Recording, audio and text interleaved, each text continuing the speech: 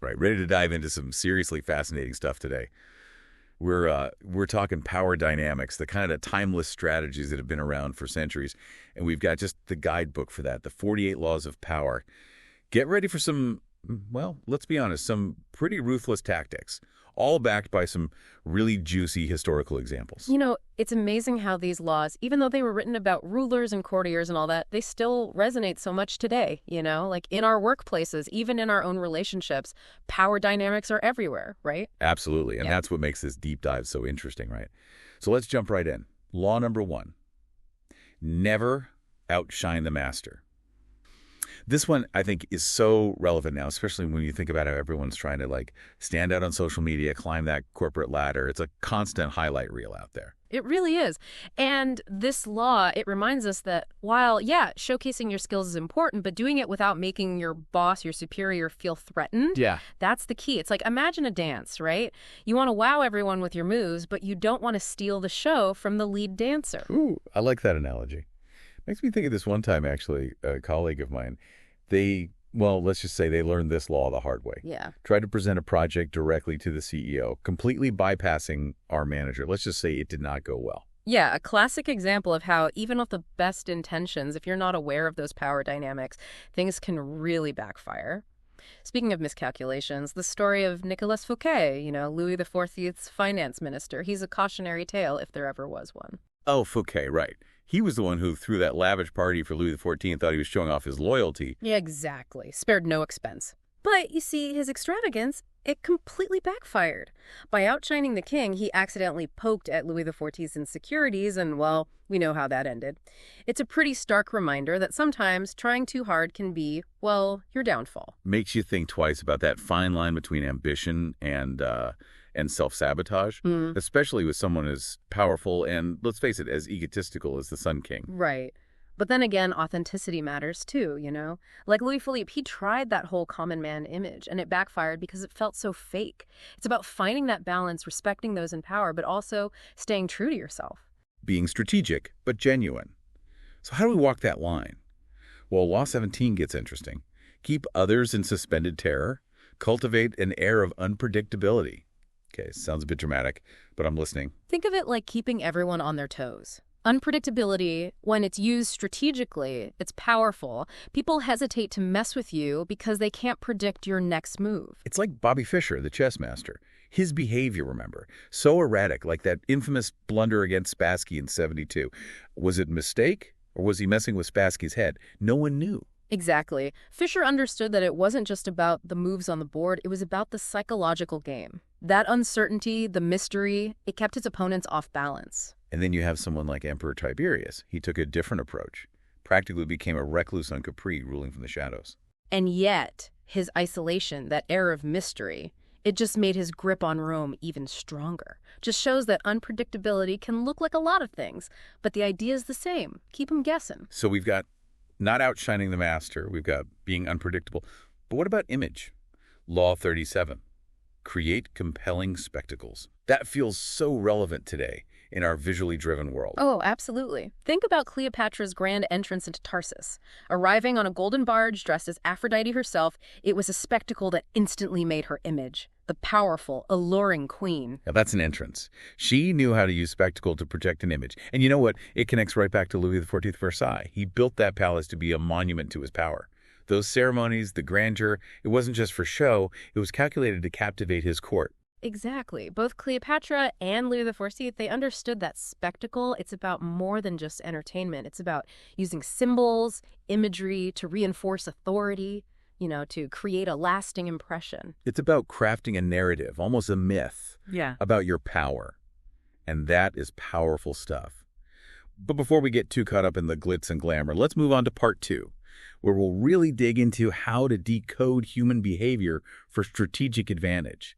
Because ultimately, power is about understanding people, wouldn't you say? It really is, It's about, like you said, decoding those human intricacies. And that's where this next batch of laws really comes in handy. We're going to be venturing into the world of psychology where observation meets strategy. Okay, yeah, this is where it gets really juicy. We're talking about figuring out people's, their motivations, their weaknesses, right? Like becoming a master manipulator. You got it.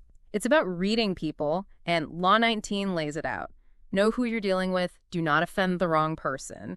It's all about understanding that not every person will react the same way to your, let's say, brilliant strategy. So it's like knowing your audience is as important as the strategy itself. Precisely. You can't just use one approach on everyone and expect those same results. It's about observing, picking up on those little cues. Sometimes, the quiet ones, the ones you might dismiss, they're the ones with the real power. Take Genghis Khan, for example. Genghis Khan. Oh, wow, yeah. Didn't some of his rivals totally misjudge him at first? Absolutely. They mistook his willingness to negotiate, his tolerance as a weakness.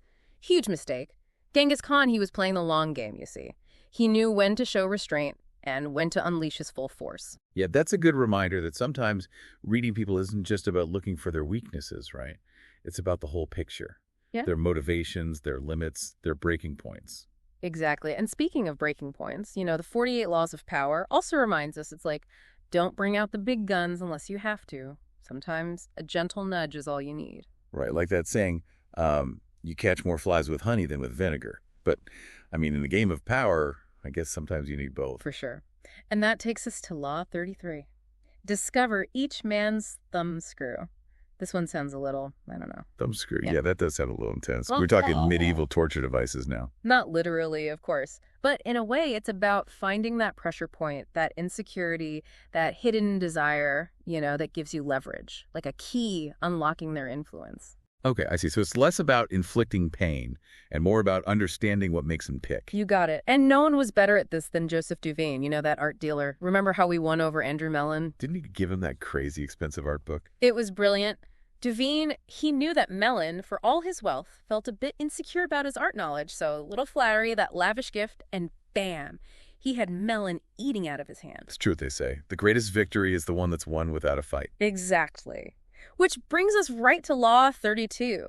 Play to people's fantasies. This one's all about tapping into desires, those unspoken things people crave. Oh, man, it's like that guy, that charlatan, Cagliostro. The guy built a whole career on feeding those desires, Yeah. Health, wealth, even immortality, with his fancy elixirs and theatrics. Cagliostro, he was a pro. He knew how to tap into those deep-seated longings, He gave people hope, even if it was built on, let's say, creative interpretations. And hey, sometimes those desires, even if they're a little far-fetched, they can really make people move, right? For sure. Now, shifting gears a bit, let's talk about anger, both our own and, the anger of others. Law 39, stir up waters to catch fish. It's all about keeping your cool, while maybe strategically, using your opponent's anger to your advantage. Oh, I like this one. So we're talking about not losing your cool, right? Thinking of that story about Itakura Sonokami Shigemon, that Japanese judge. He used to grind tea to stay calm in court, especially during heated arguments. Perfect example. He knew anger would cloud his judgment, make him do something rash, that tea grinding. It was his way to stay focused, see through those tactics. And then there's Houdini, right? The guy actually used his opponent's anger to his advantage. He'd let that magician, what was his name, Clapini? He'd let Clapini think he'd stolen the secrets to his escapes. Houdini knew exactly what he was doing. Clapini, eaten up with jealousy, would rush in, make mistakes. It was all part of Houdini's plan. So it's like a double whammy, right? Control your own emotions and learn to use the emotions of others to your advantage, like high-stakes emotional chess. You got it. Ready to move on to part 3, where we put it all together, maneuvering for maximum impact. Part 3. Okay, so we've talked image, we've gotten into the psychology of power, all those subtle dynamics. Now, how do we take all that and, make it into a winning strategy? What's the game plan here? Well, this is where we go from understanding the rules to actually playing the game. We're talking strategic maneuvering, and Law 20, do not commit to anyone, is a good place to start, I'd say.